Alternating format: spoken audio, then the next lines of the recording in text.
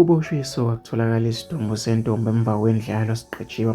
Sanibona ngenzeka ukuthi nginibekele namukele kuzonke indawo la kuzofika khona le video uma uqala ngale channel qinisekisa ukuthi ucinezela usubscribe uzokwazi ukuthola zonke izinto esipostayo kuyona ke le channel. Umkhalelo wesilisa oneminyaka 23 eseligodlele igama lakhe utholakala isidumbu sentombi yakhe emva kwendlu kubo ke siqetshiwe.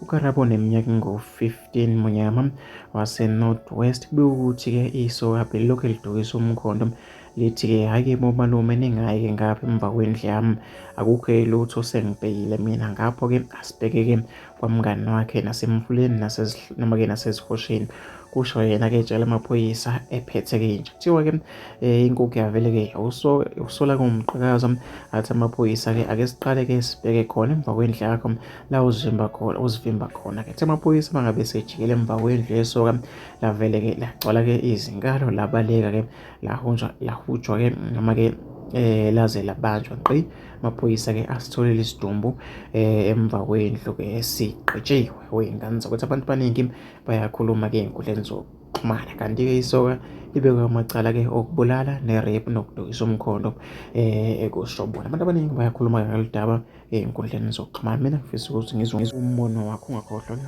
ucinezela usubscribe uzokwazi ukuthi uthole zonke izinto siyipostayo kuyona ke le channel.